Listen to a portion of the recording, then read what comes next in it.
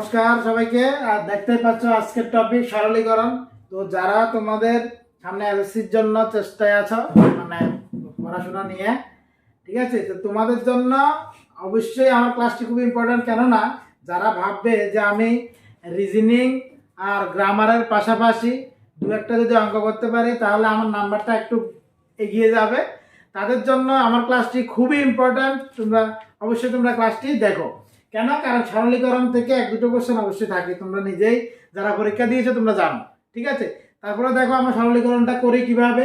সরলীকরণের main জিনিস হলো একটা রুল, যে রুলটাকে তোমাকে সবসময় ফলো করে এগোতে হবে, ঠিক আছে।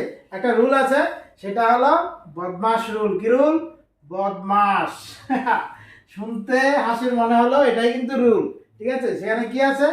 বি দিয়ে আমরা ব্র্যাকেটকে বুঝি, বি আর ব্র্যাকেটকে আমরা বুঝি যে ব্র্যাকেটের মধ্যে কারা কারা থাকে।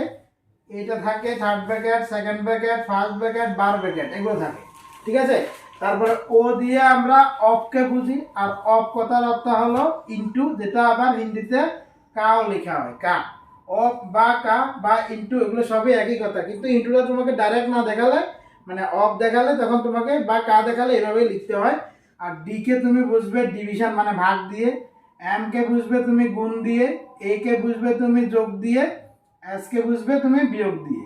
অর্থাৎ এখানের এই সিকোয়েন্সিয়াল ফর্মগুলোর অর্থটা কি আগে তুমি সেটা বুঝো।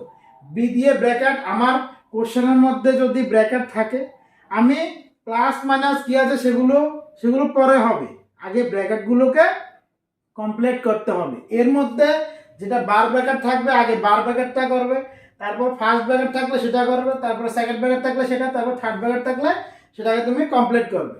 তারপর হলো অফ, যেখানে যেমন আমি একটা কোশ্চেন এখানে নিয়েছি, এই কোশ্চেনে যখন তুমি আনসার করতে যাবে এখানে অনেকগুলো আছে, দেখো কা আছে মানে অফ, প্লাস আছে, ভাগ আছে, গুণ আছে, বিয়োগ আছে, সব আছে।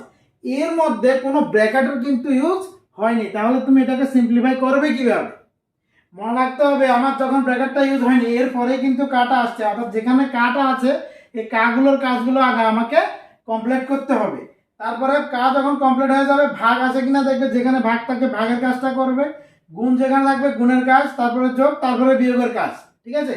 এই ক্ষেত্রে তুমি 36 কা 5 আছে মানে 36 কা শব্দের অর্থ হলো গুণ, হ্যাঁ, প্লাস 20 ভাগ 4 গুণ 5 গুণ 5 বিয়োগ 3। তাহলে আমি আগে আমাকে এই গুণটা করতে হবে। 36 ইন্টু 5 করলে দেখবে আনসার আসবে 5 6 30, 3 3 5 15, 3 18, 180, ঠিক আছে, এইটুকুর আনসার। তারপরে প্লাস, এবার আমরা কি ভাগের কাজ করব না এখানে এই গুণগুলো করব?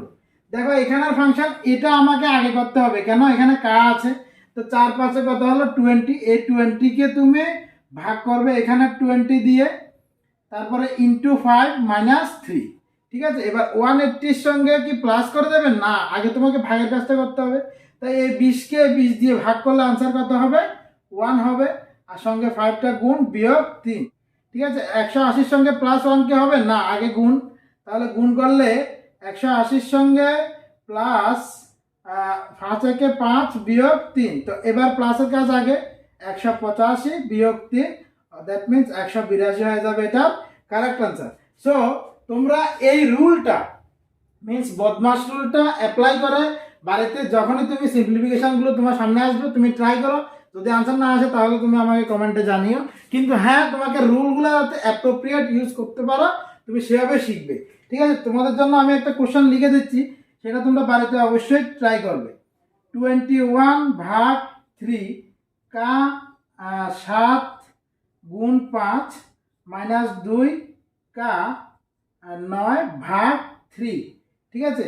এখানে এই যে কোশ্চেনটা আমি লিখলাম, এই কোশ্চেনটা তোমরা বাড়িতে উঠাবে, নোট ডাউন করবে, নোট করে তোমরা অবশ্যই করে আমাকে আনসারটা জানাবে কি করেছো তোমরা, ঠিক আছে। সবাইকে ধন্যবাদ, নমস্কার।